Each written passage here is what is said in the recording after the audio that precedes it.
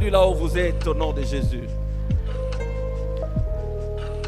Avant de commencer mon message, j'aimerais d'abord dire merci à Dieu, maître de temps et des circonstances, pour ces privilèges qui m'accorde d'être là et de fouler mes pieds dans cette ville bénie. Déjà même le nom l'indique bien, béni. Donc un milieu qui est béni. Donc béni et béni.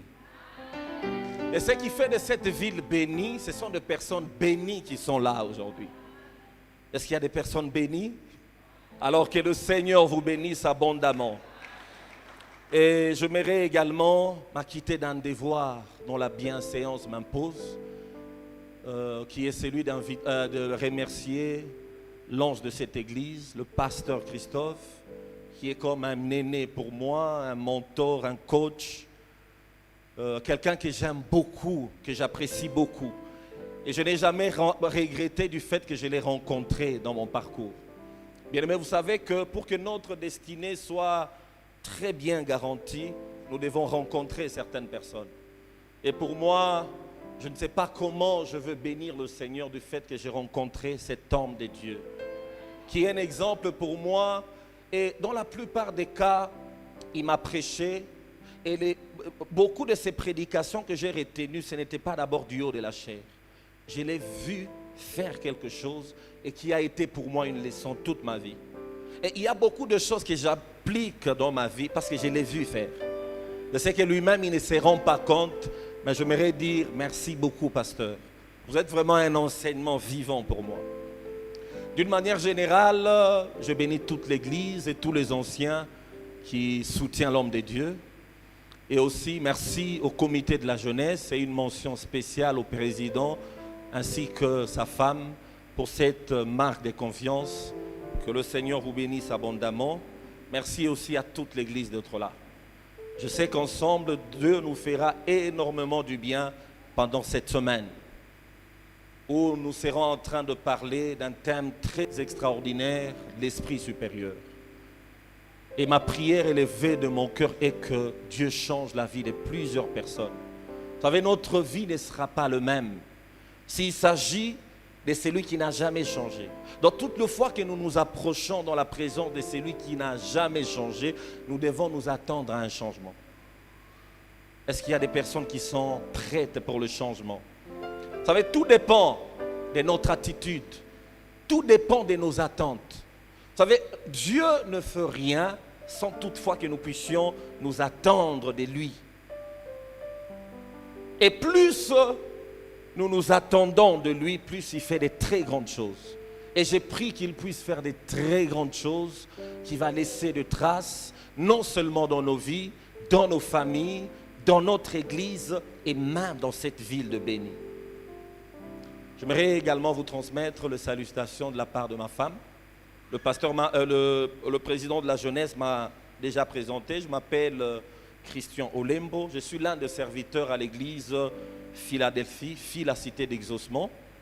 Et je suis sérieusement marié, père d'un enfant jusqu'à présent. Amen. Alors, pour introduire ces assises où nous serons en train de parler toute une semaine, lors de cette conférence où nous parlerons de l'esprit supérieur, un thème très, très important et très nécessaire. Vous savez, toute la fois qu'on parle de l'esprit supérieur, on fait juste allusion au Saint-Esprit. Donc il ne sera pas simplement question de discourir, de parler, mais il sera question aussi de vivre cet esprit supérieur. Parce que ces assises ne peuvent jamais atteindre son objectif si nous restons juste au niveau d'un slogan. L'Église n'est pas un parti politique où nous serons esprit supérieur. Non, nous devons vivre cela. Nous devons expérimenter cela. Ma prière est que lorsque nous sortirons de ces assises, que des personnes qui vont nous voir puissent certifier réellement que nous avons un esprit supérieur en nous. Et je sais que beaucoup de choses vont changer. Plusieurs personnes seront positionnées, plusieurs personnes seront visitées, plusieurs personnes seront influentes, à l'instar de Daniel à Babylone ainsi que ses compagnons. Mais aujourd'hui, Dieu m'a mis à cœur de parler d'un thème qui peut peut-être paraître que je suis hors sujet, mais je ne suis pas hors sujet. Ce thème sera juste en train de préparer le cœur de chacun d'entre nous à affronter certaines réalités. Et aujourd'hui, par la grâce de Dieu, j'aimerais nous partager sur le thème « Le désert, un passage obligé avant la gloire ». Vous savez, je vois certaines personnes qui disent « Quel lien a-t-il entre l'esprit supérieur et le désert ?» Oui, Dieu a voulu que nous puissions parler de ça. Et nous verrons nous-mêmes pourquoi est-ce que Dieu veut que nous puissions d'abord parler du désert. Et pour cela, je nous propose 3 passages des Écritures. 1 Corinthiens, le premier, je suis dans 1 Corinthiens 10, 5 à 6. Et nous lirons également le verset 11. Nous allons également prendre Hébreux 5, 7 à 8. Et enfin, nous allons finir par Matthieu 27, 39 à 43. Est-ce qu'on est là? Ok, je vais lire le premier passage. Mais la plupart d'entre eux ne furent point agréables à Dieu, puisqu'ils périrent dans le désert. Or, ces choses sont arrivées pour nous servir d'exemple, afin que nous n'ayons pas de mauvais désirs comme ils en ont eu.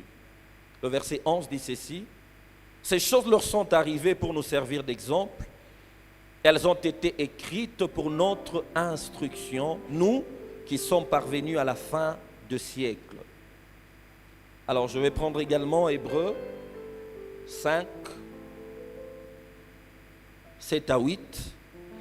C'est lui qui, dans le jour de sa chair, ayant présenté avec des grands cris et avec larmes de prière et de supplication, à celui qui pouvait les sauver de la mort. Bien-aimé, il s'agit bel et bien de Jésus-Christ, le Fils de Dieu.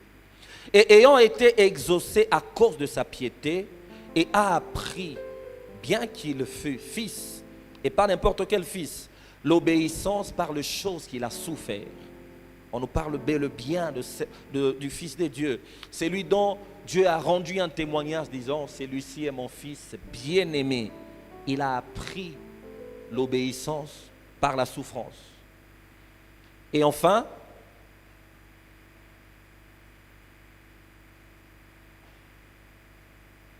je vais prendre Matthieu 27,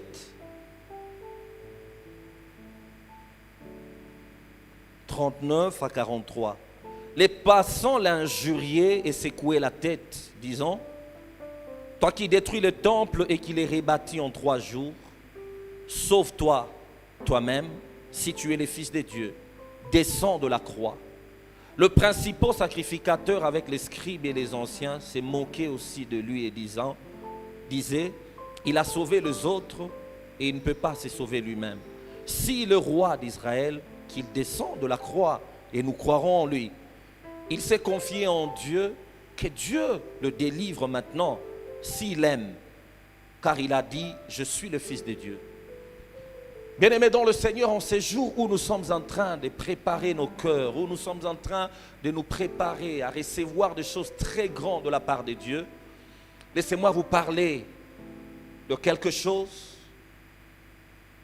J'aimerais vous parler ou soit aborder un aspect de la bonté et de l'amour de Dieu que plusieurs personnes n'aiment pas et que plusieurs personnes n'apprécient pas vraiment. Mais pourtant, cette réalité est très importante et très capitale pour nous préparer à certaines choses. Vous savez, nous serons en train de parler de l'esprit supérieur. Et toute la fois que cet esprit supérieur nous saisit, il y a des choses qui doivent changer dans nos vies. À l'instar de Joseph, à l'instar de Daniel, cet esprit supérieur qui était en eux les a conduits à une certaine élévation. Daniel était comme la 3e personnage à Babylone. Joseph s'est retrouvé hautement placé en Égypte. Et je suis sûr et certain qu'au milieu de nous, Dieu va positionner plusieurs personnes. Vous savez, bien aimé, la gloire et l'élévation a aussi des pièges. Pourquoi? Parce qu'il y a il y a d'autres gloires qui apparaissent comme des étoiles filantes. Aussitôt apparues, aussitôt disparues. Je pense que vous avez aussi observé et réalisé comme moi. Il y a des personnes qui ont été visitées par Dieu. Il y a des personnes qui ont nagé dans la gloire. Il y a des personnes qui ont expérimenté l'élévation, mais cela n'a pas traîné. Et cela est devenu comme une histoire. Pendant que j'avais l'argent. Mais qu'est-ce qui s'est passé? Nous voyons même des régimes changer. Et toutes les fois que des régimes changent, il y a toujours certaines personnes qui changent. Pourquoi? Les personnes n'ont pas capitalisé les temps de cette saison. Il y a même des églises comme ça. À un moment, ils s'élèvent à un moment par terre. Il y a même des hommes de Dieu comme ça. Il y a même des personnes, même sur le plan professionnel. Dieu t'élève. Il t'élève tellement, à un moment, tu es par terre. Il y a certaines personnes que Dieu a regrettées parce qu'il les a bénies. Il y a d'autres personnes que Dieu les a perdues parce qu'il les a visitées. Je me rappelle bien dans mon parcours, je connaissais des frères comme ça qui pouvaient être à l'église en train de jeûner, en train de prier. On les prenait comme des personnes qui aimaient la prière, mais aussitôt être visités. Et même quand le berger essayait de les appeler, il pouvait juste dire: ah, pasteur, je suis avec vous en esprit. Alors qu'il était avec nous physiquement. Mais il est maintenant avec nous en esprit. Pourquoi? La visitation. Il y a d'autres personnes qui choisissent le moment de l'église pour organiser la fête. Il y a d'autres personnes qui gaspillent même l'argent que Dieu donne. Chercher première femme, deuxième femme, troisième femme. Je vois même une femme un jour en train de se plaindre. Pasteur, si je savais. Aujourd'hui, mon mari a maintenant les épaules sur la tête parce que Dieu l'a béni. J'étais en train de prier que Dieu le ramène au chômage. J'ai écouté une prière d'une femme comme ça. Jusqu'à ce que Dieu a frappé cet homme, il est rentré à la case de départ. Alors que ce n'était pas ça la volonté de Dieu. Alors pendant que cette femme prie comme ça, elle-même elle regrette.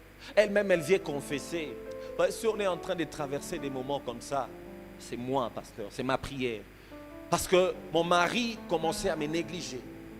Il allait dans des fêtes, il me regardait et disait: non, toi tu n'es pas de mon niveau. Pourtant c'est moi qui priais pour ça. Alors pour pallier à ça, Dieu, en tant que stratège, Dieu qui connaît l'état de nos cœurs, nous fait passer par une période. Il nous fait passer par une zone de turbulence, afin de nous éprouver. Au milieu de nous, il y a certaines personnes qui ne seront jamais bénies jusqu'à ce que Dieu soit attesté que cette bénédiction ne peut pas te faire passer à côté d'une réalité. Voilà pourquoi il te garde encore là.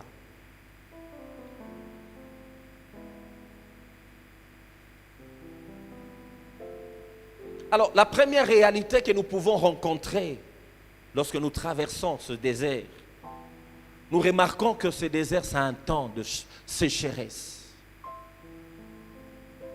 Donc, nous n'avons absolument rien du tout. Cette sécheresse peut toucher un aspect. Ça peut être peut-être la stérilité, ça peut être peut-être le manque d'argent, ça peut être peut-être le chômage. On remarque que tout ce que nous faisons est multiplié par 0. Bien-aimés, lorsque vous voyez ces choses arriver dans votre vie après ces moments de prière comme ça, ne pensez pas simplement à une malédiction générationnelle. N'allez pas briser les autels. Comprenez que Dieu est en train de nous préparer à quelque chose. Ne quittez pas l'église pour ça. N'allez pas chercher un autre prophète. Ne désirez pas qu'il y ait des personnes qui vont vous mentir, parce que cette école est très indispensable pour nous. Alors ce matin, je suis en train de voir beaucoup de personnes sortir de ces déserts pour atteindre la gloire. Pendant cette période de temps, beaucoup de personnes sortiront du désert. Ils ont persévéré dans le désert, ils ont été là, ils n'ont pas perdu la foi. Et j'aimerais vous annoncer une bonne nouvelle. Le Seigneur s'est décidé de vous sortir du désert. Parce que d'ici là, vous êtes sur le point de chanter un cantique nouveau. Mais il y a également une autre catégorie de personnes. Après ces moments de prière, après ces moments d'impactation, de visitation, vous allez entrer dans le désert. Ah, personne n'a dit Amen. Vous voyez vous-même qu'on n'aime pas le désert. Parce que quand je disais que beaucoup vont sortir de là, Amen, beaucoup vont entrer par là. Non, non. Pourtant, c'est une obligation que nous puissions entrer par là. Je vous comprends. Personne n'a jamais désiré ça. Pourtant, c'est très nécessaire et très capital. Moi qui vous parle, je suis passé par là. Le pasteur, notre papa aussi est passé par là. Alors, je me rappelle très bien, pendant que j'étais en train d'étudier, plein de promesses. Je vois même mon frère Mathieu était là, on était presque dans la même église. À la jeunesse, on priait, il y avait des rêves. Dieu me montrait plusieurs choses dans mon carnet, je les écrivais.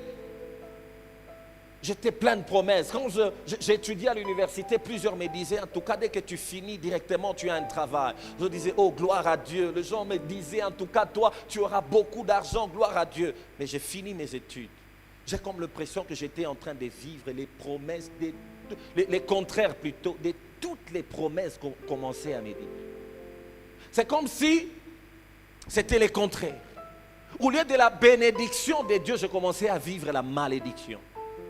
Vous savez, je suis issu d'une famille de 17 personnes où je suis le cadet. Pendant que j'étudiais, l'argent n'était pas un problème pour moi. Je pouvais demander l'argent de Minerval au moins à 10 personnes, à 10 de mes frères. L'argent de Minerval, on m'envoie. L'argent de Minerval, on m'envoie. À 10 personnes, l'argent. Et je me retrouvais comme un boss qui travaillait. Mais dès que simplement j'ai fini mes études, toutes les personnes qui me promettaient du travail, tous mes grands frères qui me portaient dans leur cœur comme leurs frères, leurs jeunes frères, Dieu a mis une inimitié entre moi et eux. Je n'arrivais pas à comprendre. Il y avait certains qui ne me supportent pas. Pendant que j'ai forcé, il y a même un de mes grands frères qui m'a même insulté. Mais quand je le rappelle, il m'a dit non, je ne peux pas faire ça. C'est là où j'ai compris, bien aimé, il arrivera que Dieu puisse permettre certaines choses quand tu es dans le désert. Je suis en train de voir quelqu'un ici en train d'être rejeté par les gens. Curieusement, tu as comme l'impression que tu n'es pas même sur le collimateur du pasteur. C'est comme si les pasteurs ne te voient pas. C'est comme si même tes sœurs de la chorale ne te voient pas. Bien aimé, c'est un temps de désert. Tout le monde est passé par là. Un temps, on a comme l'impression que tout le monde nous rejette. Mais très capital. Dieu lui-même veut atteindre ses objectifs au travers de ces moments. La deuxième réalité, c'est un temps d'épreuve, un temps de formation, un temps de test, où Dieu est en train de te tester. Est-ce que si je lui donne cette gloire-là, il sera encore fidèle à moi? Il va encore me servir comme il sert à l'église. Est-ce qu'il sera toujours fidèle? Vous savez bien aimé, ce que Dieu veut d'abord, ce n'est pas de nous remplir de richesses. C'est que Dieu, l'objectif de Dieu d'abord pour nous, ce n'est pas de nous donner un travail. Il les donne même aux païens. Il y a même des païens qui ne prient même pas, ils ont des contrats extraordinaires. Il y a des païens qui ne prient même pas et qui ont des véhicules. Et moi, j'ai toujours trouvé que c'est anormal de prier pour un travail, anormal de prier pour un véhicule, pour un voyage. Même s'il peut nous arriver de fois que Dieu lui-même nous permet de le faire. Vous savez, Dieu dit ceci. Cherchez d'abord le royaume de Dieu et la justice. Et toutes ces choses-là vous seront données par-dessus. Alors Dieu veut d'abord se rassurer que nous avons d'abord la vie éternelle avant de nous donner d'autres choses. Parce qu'il ne veut pas nous perdre. C'est comme aujourd'hui, je peux être là et ma fille me demande « Papa, est-ce que tu peux m'acheter un véhicule ?» Elle a 7 ans. C'est bien, je l'aime beaucoup. Mais je ne peux pas l'acheter un véhicule. Beaucoup de personnes qui ont demandé de très grandes choses à Dieu et Dieu ne vous donne pas encore, non pas parce qu'il ne vous aime pas, c'est parce qu'il vous aime qu'il ne veut pas vous le donner. Il veut tout d'abord que vous puissiez mûrir. Il veut d'abord que vous puissiez comprendre certaines réalités. À telle enseigne que lorsque vous allez atteindre cette position, que l'orgueil ne puisse pas vous éloigner de la présence de Dieu. Un temps de pleurs. Vous savez, il y a quelqu'un qui a dit, entre la montagne de la promesse et la montagne de l'accomplissement, se cache une vallée. Donc vous avez comme l'impression que le jour simplement que ces prophètes est venu vous déclarer une chose, c'est comme si c'est les jours que les malheurs ont commencé. À telle enseigne qu'on ne croit même pas aux prophéties. À telle enseigne qu'on pense que c'est les pasteurs qui n'ont pas le feu. Il y a même plusieurs personnes qui ont cessé d'aller à l'église. Je parlais avec beaucoup de fidèles comme ça. On dit, pasteur, je suis fatigué d'aller à l'église. Je suis fatigué de prier. Qu'est-ce que je veux dire encore? Il y a quelqu'un qui est en train de me suivre à la radio. Peut-être c'est le cas pour toi. Peut-être aujourd'hui, tu n'as même pas le courage de venir à l'église à cause de la situation que tu es en train de traverser. J'aimerais te dire, si tu entends ma voix, Dieu te veut dans sa présence. Parce qu'il est en train de faire quelque chose avec toi. Et la semaine qui est en train de venir, je t'invite à être là. J'aimerais nous partager deux vérités principales concernant le désert. La première vérité, bien aimé, le désert est indispensable pour chaque enfant de Dieu. Donc toute personne qui est détentrice de promesses glorieuses de Dieu doit passer par là.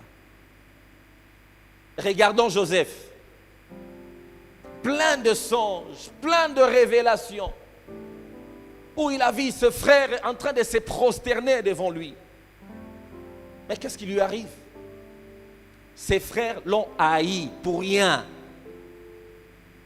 Alors j'ai comme l'impression que Joseph s'est posé beaucoup de questions. Pourquoi mes frères me haïssent? Joseph, c'est à cause de la promesse que tu portes. Pour que Dieu puisse t'amener à la gloire, il faut que des personnes te haïssent. Est-ce qu'il y a un Joseph ici qui est en train de connaître cela? N'essaie pas de forcer, n'essaie pas de forcer des relations. Dieu est en train de t'amener quelque part. Non simplement qu'on l'a haï, on l'a jeté. On a failli même le tuer. On a jeté dans la pluie. J'ai comme l'impression que pendant qu'il était dans la pluie, il était en train de pleurer. Je vais rentrer dans la maison de mon père. Alors que Dieu était en train de lui dire, petit, en Égypte. Il ne pouvait pas comprendre. Quelle relation y a-t-il entre mon élévation en Égypte et les puits? Rien à voir. Des fois, le calcul de Dieu sont bizarres. Et il s'est retrouvé même en prison. Quelle relation y a-t-il entre l'élévation et la prison? Il nous arrive de fois que Dieu nous fait passer par ce chemin. Entre la montagne de la promesse et la montagne de l'évasion, de l'accomplissement, se cache une vallée. Et j'ai comme l'impression que beaucoup d'entre nous se retrouvent dans cette vallée.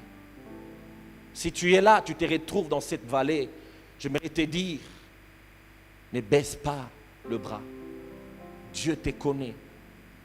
Il y a même quelqu'un qui est même sur le point de changer l'église parce qu'il n'a pas vu la visitation. Tu sais, tu vas changer d'église et rien ne changera dans ta vie. Aussi longtemps que tu n'as pas compris de réalité, aussi longtemps que tu n'as pas compris le sens de ce que Dieu est en train de faire avec toi, tu changeras des églises, tu changeras de ville, tu changeras des hommes de Dieu, tu iras voir certaines personnes, on va même t'appliquer l'huile d'onction, tu vas voir certaines personnes qui vont prophétiser sur toi, tu vas voir des hommes de Dieu qui vont t'imposer le main et même les pieds, je ne sais pas quoi, rien ne changera parce que cette situation, il n'y a que Dieu lui-même qui a la clé de te sortir de là. Sans Dieu, tu ne sortirais pas de là. Est-ce qu'il y a un Joseph? Est-ce qu'il y a quelqu'un qui est détentrice de promesses de Dieu et qui est en train de voir le contraire? J'aimerais te dire, reste calme. Ne quitte pas l'église. Ne te fie pas à certaines réalités autour de toi. Parce qu'il y a l'élévation qui t'attend quelque part. La deuxième vérité, plusieurs personnages célèbres de la Bible sont passés par cette situation. Et nous aussi, d'une manière ou d'une autre, bien-aimés, nous y passerons. Regardons même la vie d'Abraham, notre père dans la foi. Dieu lui dit, Abraham, tu seras le père de multitudes, le père de la nation. Mais qu'est-ce qui lui arrive? La stérilité. Quelle différence, quel rapport y a-t-il entre la promesse de la fécondité et la stérilité? Oh mais Dieu est bizarre. Permettez-moi l'expression, parce que je ne sais pas les décrire. Donc le langage humain est tellement faible. Voilà pourquoi je dis que Dieu est bizarre. Mais en réalité, il n'est pas bizarre. Tu promets des enfants à quelqu'un, mais tu les rends stériles. Et une stérilité prolongée, jusqu'à ce qu'il a eu cet enfant-là à un moment, il a même désespéré. Il a dit non, je n'ai pas d'enfant, je ne vois pas comment les promesses de Dieu vont se réaliser. Et Sarah, dans pareille situation, a voulu aider Dieu. Bien-aimé, on n'aide pas Dieu. Laisse Dieu faire des choses.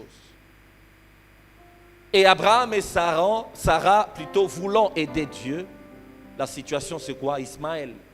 Alors que ce n'est pas Ismaël qui est le fils de la promesse. C'est Isaac, le fils de la promesse. Alors bien-aimé, ne force pas la main de Dieu. Laisse Dieu faire toutes les choses. Il est le maître de temps et le maître des circonstances. Vous savez, même dans les livres que nous venons de lire, dans 1 Corinthiens 10, la Bible nous parle du peuple d'Israël. Ces peuples qui étaient choisis par Dieu. Dieu le fait quitter l'Égypte pour un pays de la promesse, un pays où coule le lait et le miel. Et Dieu se décide quoi? De le faire passer par le désert. Pourquoi? Parce que Dieu disait, je connais très bien ces peuples ici. Je ne peux pas le permettre d'aller dans le pays où coule le lait et le miel, dans le pays de la promesse, aussi longtemps que la mentalité de l'Égypte ne les quitte pas. Ils ont tellement vécu en Égypte avec le Pharaon. Alors, je ne veux pas gaspiller cette promesse. Vous allez d'abord passer par le désert. Le désert était en train de le tamiser. Et la Bible même nous dit, pendant qu'ils étaient en train d'aller vers ces désert affreux et très grand, la plupart d'entre eux commençaient à murmurer. La plupart d'entre eux commençaient même à perdre de foi. Pourquoi? Parce qu'ils se disaient, ils disaient à Moïse, pourquoi tu nous as menés dans ces déserts? Pourtant nous, on était bien. On voulait servir Pharaon au lieu de venir mourir dans ces déserts. Alors que la finalité pour Dieu, ce n'était pas qu'il meure dans le désert. Ils ont commencé à regretter les concombres et les viandes de l'Égypte. Ah, c'est ce qui se passe dans la vie de beaucoup de personnes d'entre nous. Bien aimé, j'ai comme l'impression que dans la vie de beaucoup de personnes, c'est lorsque tu te décides de servir Dieu convenablement que les malheurs commencent dans ta vie. Je ne sais pas s'il y a quelqu'un qui a expérimenté ça. Moi, j'ai expérimenté ça dans ma vie. Quand je me décide à partir de maintenant, je ne veux pas jongler mes frères. Je vais juste leur dire la vérité. Si déjà j'ai obtenu les Minerva de ces côtés ici, je dirai la vérité de ces côtés. C'est alors que les choses commençaient à se fermer. À un moment, je regrette, je dis, est-ce que la faute c'est moi? Je dois toujours continuer à jongler pour avoir de l'argent. Mais je me disais que non, je ne peux pas regretter les concombres et les viandes de l'Égypte. Parce qu'il y a le miel, il y a quelque chose de grand qui m'attend. Est-ce qu'il y a quelqu'un qui est en train de regretter cette vie que tu avais dans le monde? Bien, mais toutes les fois que nous regrettons la vie qu'on a eue avant de commencer à servir Dieu, c'est une preuve qu'on n'a pas la foi que Dieu est capable de nous sortir de là. La plupart d'entre nous vont se repentir aujourd'hui. Dieu voulait d'abord que l'esprit de l'Égypte puisse quitter les peuples de Dieu avant de le mener dans le pays où coule le lait et le miel. Et les commentateurs de la Bible nous disent ceci: 11 jours pouvaient suffire pour que ces enfants d'Israël, ces peuples, puissent atteindre l'objectif, puissent atteindre le pays, la promesse. Mais ils ont fait combien de temps là? 40 ans dans le désert. en train de tourner dans le désert. Alors, il y a beaucoup de personnes d'entre nous. Aussi longtemps que vous serez toujours dans des murmures, aussi longtemps que vous serez toujours dans des critiques, aussi longtemps que vous chercherez des voies et moyens, bien aimés, vous allez rester longtemps dans le désert. Et si vous ne voyez pas bien, vous risquez de mourir comme la plupart d'entre eux. Lorsque vous lisez bien, il y a un endroit où on dit, la plupart d'entre eux ne furent pas trouvés agréables à Dieu. Voilà pourquoi ils ont péri dans le désert. Bien aimé, il y a un conseil que j'aimerais donner à quelqu'un qui est en train de passer par là, ou soit qui est appelé à passer par là. Ne meurs pas dans le désert. Le désert n'est pas un cimetière pour nous, enfants de Dieu. Le désert, ce n'est qu'un lieu de transformation. Ce n'est qu'un lieu de formation, un lieu de préparation. Dieu te prépare à gérer cette gloire. Je te dis, il nous arrive de fois de critiquer certains hommes de Dieu, surtout l'Église aujourd'hui, fort dans des critiques. On partage des vidéos des hommes de Dieu, voilà, on l'a surpris comme ça. Nous partageons par-ci, par-là. Mais à un moment, je me suis posé une question. Si on me donnait la gloire de cette personne, est-ce que je vais résister face à cette tentation qui entoure la gloire? Bien aimé, la gloire a des tentations. Vous savez, aujourd'hui, cher papa, cher jeune, personne ne vous a jamais dit que vous êtes beau. Hein? Personne ne vous apprécie. Mais les jours que les dollars vont commencer à parler dans vos bouches, dans vos poches, c'est alors que vous verrez d'autres sœurs vous apprécier. Ah mon frère, tu es beau. Alors que ce n'est pas ta beauté qui compte, c'est ce que tu es devenu. Ou partout là où tu passes, les gens sont en train de te tenter. Alors, comment gérer ça? Ou partout où peut-être il y a des hommes de Dieu, ou soit des musiciens chrétiens, partout là où il est, les gens l'entourent, les gens font des sécurités. Moi-même, j'étais en train de penser un jour, Seigneur, si c'était moi à la place de cette personne, avec la gloire qu'a cette personne, est-ce que je veux résister? J'ai dit à Dieu, aide-moi. Et pardonne-moi pour toutes les fois que j'ai critiqué les hommes de Dieu qui sont tombés. Bien-aimés, nous devons aussi nous repentir. Au lieu de prier pour certaines personnes, nous les critiquons. Alors que nous sommes une église, nous devons soutenir certaines personnes. La gloire a des réalités que nous ne pouvons pas comprendre. Un autre exemple flagrant dans la Bible, c'est l'exemple de notre Seigneur Jésus-Christ, le Fils de Dieu, qui est venu dans ce monde pour sauver l'humanité. Comme je l'ai dit, Dieu même a rendu témoignage de son propre Fils. Il a dit, celui-ci est mon Fils bien-aimé, en qui je plaçais toute mon affection. Lui-même, il est passé par ces déserts. Et Hébreux 5,7, qu'on venait de lire tout à l'heure, nous dit qu'il a appris l'obéissance par des choses qu'il a souffert. Il est passé par la souffrance. Et face à la réalité du désert même, lorsqu'il était en train de prier, lorsqu'il a vu cette réalité, il était même en train de stresser, à telle enseigne que ses sangs s'est transformé en grumeaux, sa sueur s'est transformée en grumeaux de sang. Le stress de la mort, il avait peur. À un moment, il a voulu prier, Seigneur, est-ce que tu peux éloigner de moi cette coupe? Voilà pourquoi je vous ai compris, lorsque personne n'a dit Amen, même Jésus aussi a tremblé. Ce n'était pas facile de passer et de boire cette coupe. Et Jésus-Christ nous a laissé un modèle. 1 Pierre 2, 20 à 21 nous le dit très bien. Jésus-Christ nous a donné un modèle.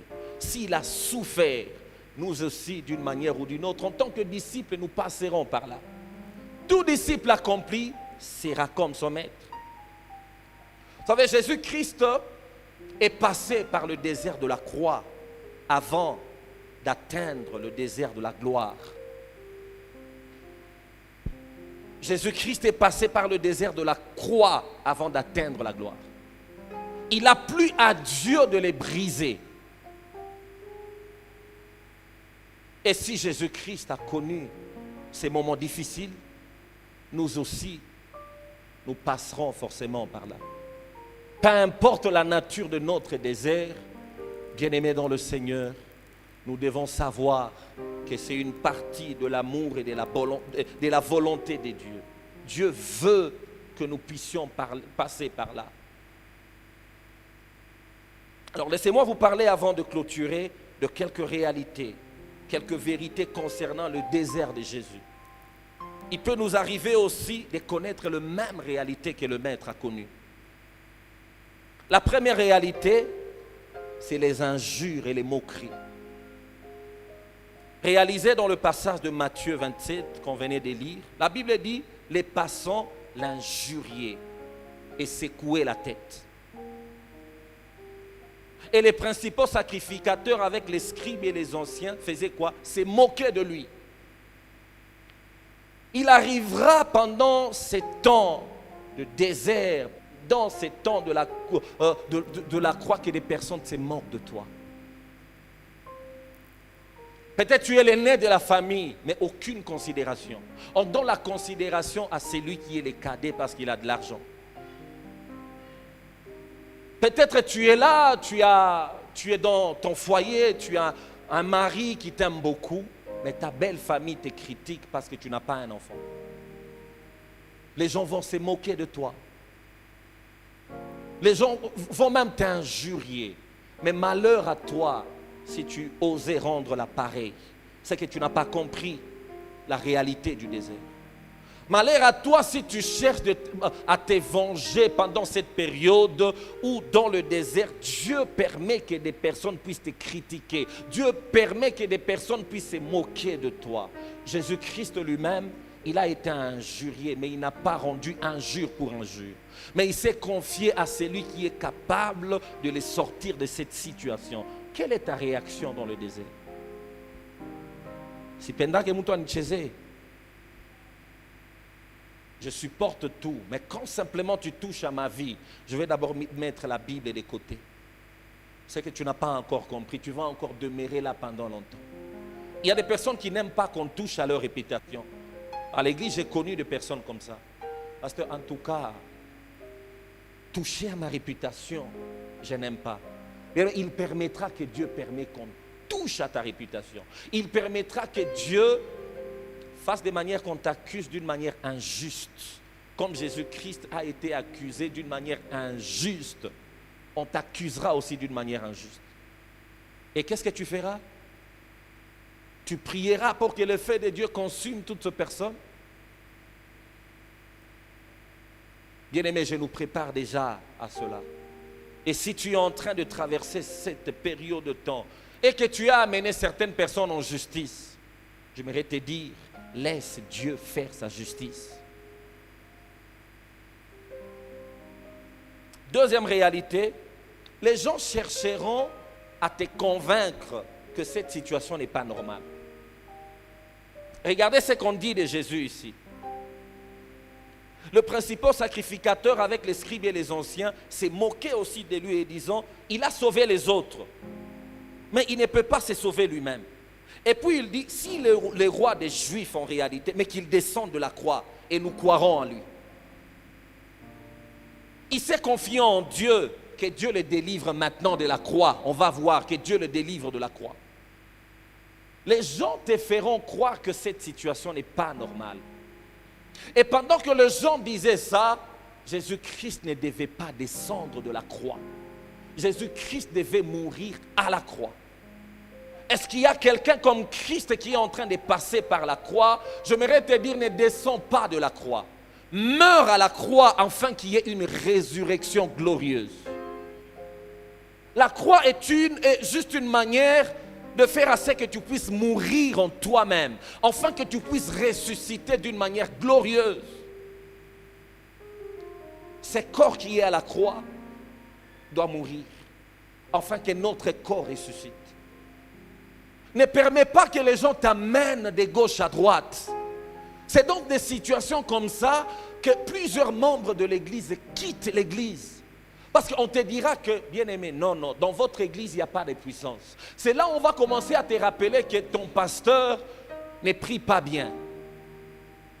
Tu vas chercher une maman vers le coin là, elle, quand juste tu appliques juste l'huile, c'est fini. Bien aimé, depuis qu'on t'a appliqué cette huile, tu as reçu le résultat attendu. Oh non, dans votre église, c'est comme s'il n'y a pas de prophètes. Pour cette situation, il faut que les prophètes puissent voir. Bien aimé, les gens voiront. Ils vont voir, ils vont aller même dans des détails. Mais rien ne peut se passer. Parce que Dieu veut atteindre ses objectifs. Alors tu es là ce matin, et toi qui m'écoutes à la radio, tu étais sur le point de quitter ton église. Tu étais sur le point de prendre une décision parce que les choses traînent. J'aimerais te dire, reste encore là. Apprends de réalité derrière cette situation. Parce qu'il y a une gloire qui t'attend quelque part. Et curieusement, toutes les mêmes personnes qui sont en train de se moquer de toi, quand la gloire arrive, ce sont les mêmes personnes qui viendront te féliciter.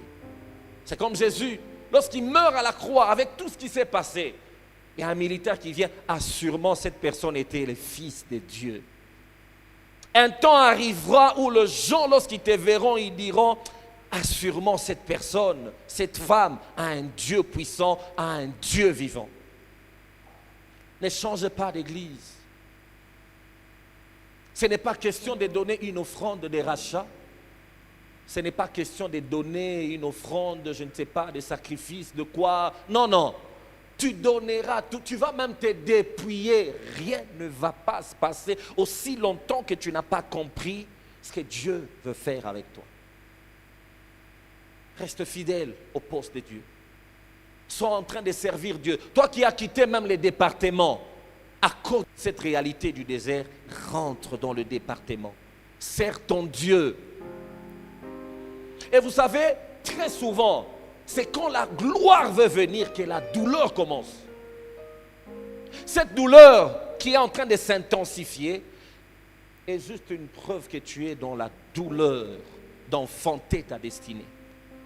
Plus la douleur devient forte, plus on est sur le point d'accoucher quelque chose de glorieux. Et quand nous accouchons cela, c'est tout le monde qui apprécie cela. Il y a des personnes qui nous entourent, qui commencent à nous féliciter. Je vois un moment, pendant que tous mes frères m'avaient abandonné, laissé, j'étais seul en train de pleurer. J'ai passé des années, je crois, en train de pleurer dans le désert. Mais de fois, je me levais, j'ai continué ma route. J'ai eu à faire des distances à pied, c'était très compliqué pour moi. Et je servais Dieu, j'étais attaché à Dieu. Et bien aimé, j'aimerais vous dire une chose. Je suis le cadet de ma famille, mais je suis devenu le père de ma famille. Donc tous mes frères, je les ai gagnés dans le Seigneur. Toutes ces personnes qui s'est moquées de moi, à un moment ça m'étonne quand ils m'appellent serviteur de Dieu, pasteur. Et le premier endroit où j'ai été reconnu comme pasteur, c'est d'abord dans ma famille. Tous mes frères me reconnaissent. Et je connais même d'autres qui ne vont pas à l'église, mais qui reconnaissent que non, celui-là c'est un serviteur de Dieu. Les mêmes personnes qui m'ont rejeté. Et je peux le voir, un grand frère âgé de plus de 10 ans, mais se mettre à genoux devant moi pour dire, serviteur de Dieu, prie pour moi. Quand je regarde, je dis non, non, il fallait que Dieu m'éloigne d'eux pour que je puisse très bien les attirer dans la gloire de Dieu. Ne descends pas de la croix. Ne cherche pas de moyens pour sortir de cette situation. Dieu permet que tu puisses mourir afin que lors de ta résurrection, tu puisses amener plusieurs personnes avec toi. Ah, c'est une réalité difficile. Des fois, on a du mal à supporter cela. Mais j'ai pris que Dieu nous aide. Regardez même Pierre.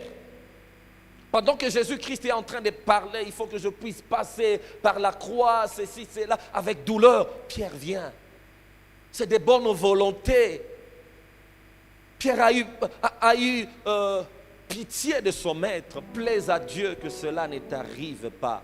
Et Jésus-Christ l'a réprimandé. Arrière de moi, Satan. Ces pensées ne sont pas les pensées de Dieu. Les pensées de Dieu est que je passe par des choses qui vont me faire peur, de choses qui vont me briser. Mais Pierre résiste à cela. C'est ce qui nous arrive. Ne permets pas que de pierres commencent à te dire non, ne passe pas par là. Reconnais la voix de Dieu derrière ça. Troisièmement, l'abandon. Pendant cette période de temps, les gens nous abandonnent. À l'instar de Jésus-Christ, ses disciples l'ont abandonné. Même les disciples qui s'est couché sous sa poitrine a pris la poudre d'escampette. L'exemple même de Job, qui avait une femme, lorsqu'il est passé par ces déserts, sa femme lui dit, toi aussi avec ton Dieu. Maudis simplement ton Dieu et meurs. Vous voyez la malignité de cette femme. Il ne dit même pas, maudissons le Seigneur et mourons. Il lâche Job dans le désert. Je prie que tu es célibataire, que Dieu ne te donne pas une femme comme ça. Maudis ton Dieu, meurs. Comme ça, moi, je veux me marier. Il veut que Job puisse mourir dans le désert seul. Mais j'ai aimé la réaction de Job. Malgré qu'il passait dans le désert, il a dit, je connais mon Rédempteur est vivant. Il s'élèvera le dernier. Mais lorsque Dieu te fera du bien, s'il te plaît, je t'en supplie. Il ne faut pas maintenant chercher à le faire subir. Non, ils doivent se réjouir avec toi. Voilà les cœurs que Dieu veut que nous puissions avoir. Imaginez Joseph avec tout ce qu'il a connu. Ses frères l'ont rejeté, la bille que son père a donnée, ils ont déchiré cela. Et un jour, Joseph dans la gloire, il regarde, il voit ses frères en train de venir. Si c'était toi et moi, qu'est-ce qu'on allait dire?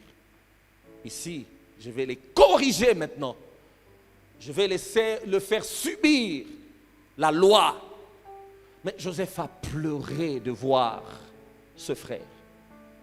Il a dit, pendant que maintenant, vous savez, pendant qu'on est maintenant dans la gloire, les gens commencent à se culpabiliser. Et est-ce que c'est lui qu'on avait rejeté? Alors que c'était lui la solution dans la famille. Et pendant ce moment, les gens ont même du mal à vous regarder. Les gens se communiquent simplement. Et des fois, même quand tu passes, les gens ont du mal même à vous pointer des doigts. Ils vous pointent les lèvres. Pourquoi? Parce que le temps de la visitation a sonné. J'ai pris que Dieu te donne un grand cœur. Il faut juste mettre un charbon ardent au-dessus de leur tête. Dites, venez. Vous savez, ces moments de rejet étaient les plans de Dieu pour que Dieu puisse m'amener ici. Venez vous réjouir avec moi ensemble. Il faut avoir un grand cœur pour ça. Ne commencez pas à développer des stratégies, un cœur qui est dur. Non. Oh, j'ai pris que Dieu nous aide. Je voudrais parler à quelqu'un qui est là ce matin. Bien-aimé, ne cesse pas de marcher dans le désert. Car le désert, c'est un combat dont la victoire est assurée par la foi. Je vois quelqu'un qui est déjà en train de perdre sa foi. Alors pendant qu'on a tous nos têtes baissées, j'aimerais lancer un appel. J'aimerais prier avec quelqu'un aujourd'hui. Est-ce qu'on peut avoir tous nos têtes baissées? Pendant que je lance un appel, je ne sais pas, tu es en train de passer par ce moment difficile. Ou tu as comme l'impression que Dieu n'est pas avec toi. Ou de fois tu es en train de prier, tu ne reçois que l'écho de ta voix. Ou tu sens qu'il y a un grand silence. Ou on t'a demandé de faire toutes choses, mais il n'y a aucune solution. Tu es là, est-ce que tu peux te lever afin qu'on puisse prier ensemble? Lève-toi là où tu es, nous allons prier ensemble. Je vais dire, homme de Dieu, prie pour moi. Je reconnais que j'ai murmuré dans le désert. Je reconnais que j'ai même perdu de foi. J'ai comme l'impression que je n'arrive pas à supporter le poids du désert. Je n'arrive pas à supporter les moqueries.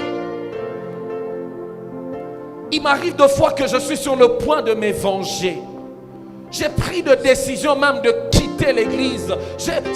J'avais l'impression que les gens ne m'aiment pas. Non, ce n'est pas question que les gens ne t'aiment pas. Dieu t'aime. Voilà pourquoi il t'a fait passer par ces moments. Alors lève-toi, on va prier ensemble. Je t'attends. Cette situation traîne. Cette promesse est en train de traîner. Lève-toi là où tu es. veux demander à Dieu un grand cœur pour supporter tes ennemis. Comment supporter des personnes qui nous ont fait du mal lorsque la gloire arrive? Bien-aimé, ce n'est pas facile. Alors lève-toi, on va prier. Il y a même une décision que tu as prise de quitter, d'aller ailleurs. Tu étais déjà en train de préparer ces coups. Non, Dieu me dit de te dire ne quitte pas. Sois là. C'est juste une école.